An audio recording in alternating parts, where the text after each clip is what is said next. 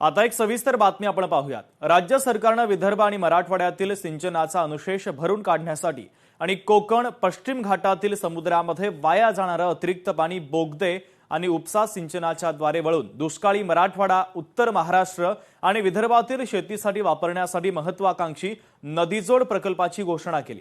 मात्र त्याला आता केंद्र सरकार आणि प्रमुख वित्तीय संस्थांच्या वतीने निधी मिळत नसल्याने ही योजना रखडण्याची शक्यता आहे।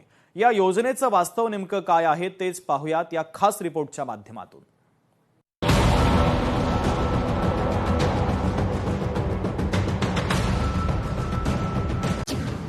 बहुचर्चित नदीजोड प्रकल्प रखडणार, निधीसाठी केंद्राकडून अपेक्षित प्रतिसाद मिळेना, राज्यातील सिंचन आणि पिण्याच्या पाण्याचा अनुशेष वाढण्याची शक्यता। राज्यातील सिंचन, पिण्याचे पाणी आणि सिंचन अनुशेष भरून काढण्यासाठी राज्य सरकारने नदीजोड प्रकल्पाची घोषणा केली। प्राधान्यक्रमावरील 5 प्रकल्पांना 1,11,000 कोटी रुपयांची तर अन्य 5 प्रस्तावित प्रकल्पांना 1,73,000 कोटी रुपये अशी एकूण 1,85,000 कोटी रुपयांची गरज आहे। या प्रकल्पांच्या निधीसाठी केंद्र सरकार आणि वित्तीय संस्थांकडूनही अपेक्षित प्रतिसाद मिळाला नाही। त्यामुळे निधी अभावी नदीजोड प्रकल्प दिवास्वप्न ठरण्याची शक्यता आहे। नदीजोड प्रकल्पाच्या आर्थिक मदतीसाठी काही दिवसापूर्वी केंद्र सरकारसोबत बैठक झाली, पण त्याला फारसे यश आले नाही। केंद्र सरकारने अद्याप तरी एकाही नदीजोड प्रकल्पाला मदत देण्याची घोषणा केलेली नाही। गतवर्षी विविध वित्तीय संस्थांकडून हायब्रिड ॲन्युइटी मॉडेलच्या अंतर्गत आर्थिक मदतीची चाचपणी करण्यात आली होती, पण वित्तीय संस्थांकडूनही अपेक्षित प्रतिसाद मिळाला नाही। नदीजोड योजनेचा मुख्य उद्देश हिमालयीन तसेच उत्तर भारतातील नद्या जोडणे, दक्षिण आणि मध्य भारतातील नद्या जोडणे, दुष्काळी भागाला सिंचनासाठी आणि पिण्यासाठी पाणी देणे, ठराविक भागातील पुराचा धोका कमी करणे, नदीच्या प्रवाहावर जलविद्युत प्रकल्प निर्माण करणे, अंतर्गत जलवाहतुकीला चालना देणे। केंद्र सरकारने केन बेतवा जोड प्रकल्प हा देशातील पहिला मोठा नदीजोड प्रकल्प म्हणून हाती घेतला।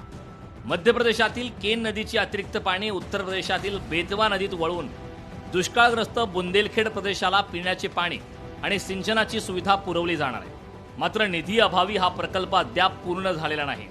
महाराष्ट्रातही दमणगंगा, पिंजाळ आणि नार पार गिरणा यासारख्या नदीजोड प्रकल्पाचं नियोजन आहे। दमणगंगा पिंजाळ नदीजोड प्रकल्प हा प्रकल्प प्रामुख्याने मुंबई आणि आसपासच्या महानगर क्षेत्रासाठी गरजेचा। गुजरात येथील दमणगंगा नदीचे अतिरिक्त पाणी महाराष्ट्रातील पिंजाळ नदीला जोडणार। दमणगंगा नदीवर धरण बांधून जलबोगद्यांद्वारे प्रस्तावित पिंजाळ प्रकल्पात आणणार। हा प्रकल्प सुरुवातीला महाराष्ट्र गुजरात आंतरराज्य स्तरावर प्रस्तावित होता।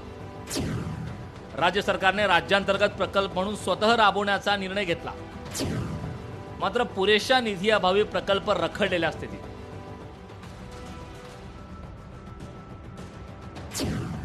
नार पार गिरणा नदीजोड प्रकल्प हा प्रकल्प उत्तर महाराष्ट्रासाठी गेम चेंजर मानला जातोय।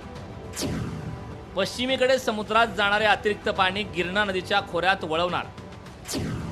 कोकण पट्ट्यातील आणि पश्चिम वाहिनी नद्यांचे पाणी गिरणा खोऱ्यात आणणार।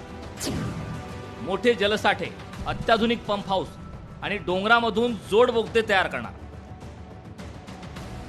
केंद्र सरकारकडून निधी उपलब्धतेबाबत सकारात्मक कारवाई सुरू असून विविध वित्तीय संस्थांकडून निधी उपलब्ध करून घेण्यात येत आहे। जलसंपदा विभागाशी संबंधित 5 महामंडळाच्या सक्षमीकरणासाठी केलेल्या या उपाययोजनांमुळे निधी उपलब्ध होणार आहे। या सर्व मार्गाने उपलब्ध होणाऱ्या निधीतून नियोजित नदीजोड प्रकल्प निर्धारित कालावधीत पूर्ण करण्यात येणार असल्याचा दावा आता राज्य सरकारने केला।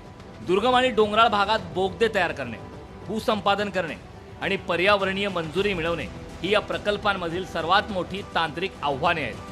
हे प्रकल्प पूर्ण झाल्यास महाराष्ट्रातील जलसुरक्षेचा एक नवा अध्याय सुरू होईल अशी अपेक्षा आहे। ब्युरो रिपोर्ट, लोकशाही मराठी, मुंबई।